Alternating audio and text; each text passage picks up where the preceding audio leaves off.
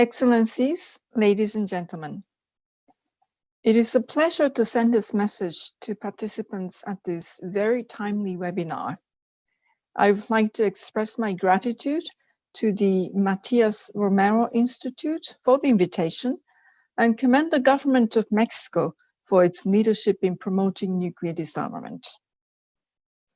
Though I am not able to come to you live today, I am delighted to send this message alongside a panel of esteemed colleagues, the majority of whom are women working in this still male-dominated field. I applaud the government of Mexico for its commitment to advancing gender equality and for making the important link from gender equality to global disarmament and the pursuit of peace and security for all. With the launch of Mexico's feminist foreign policy last year, you have set an admirable standard, one that is not only key to achieving the full and effective participation of women in all disarmament processes, but also to combating gender-based violence and to realizing an intersectional feminism, dimensions that have only grown in relevance amidst the COVID-19 crisis. I commend you for your leadership and assure you of my office's full support.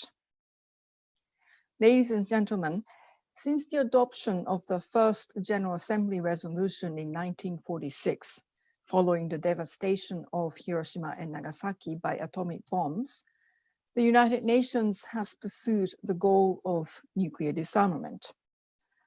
And while good progress has been made, through treaties that, for example, prevent nuclear proliferation and testing and establish nuclear weapon-free zones, 75 years later, our world continues to live in the shadow of nuclear catastrophe.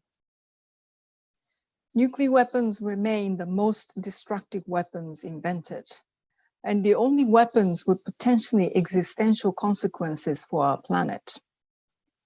Any use of nuclear weapons would also precipitate a humanitarian catastrophe, as no country has the capacity to adequately respond to their use. Relationships between some states possessing nuclear weapons are characterized by division, distrust, and the absence of dialogue. As they increasingly choose to pursue strategic competition over cooperation, the dangers posed by nuclear weapons are becoming more acute. For these reasons, the pursuit of nuclear disarmament remains the United Nations' highest disarmament priority, as established in the final documents of the first special session of the General Assembly devoted to disarmament, held in 1978. As Secretary General Antonio Guterres has stated in his disarmament agenda, Securing Our Common Future, it is imperative that states return to a common path towards nuclear disarmament.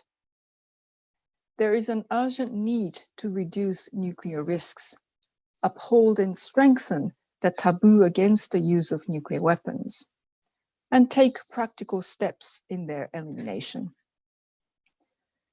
The recent entry into force of the Treaty on the Prohibition of Nuclear Weapons, or TPNW, was a combination of a global movement to draw attention to the catastrophic humanitarian consequences of any use of nuclear weapons. The TPNW is an important step towards the goal of a world free of nuclear weapons, and a tribute to the survivors of nuclear explosions and tests. The goals the TPNW pursues remain as necessary as ever.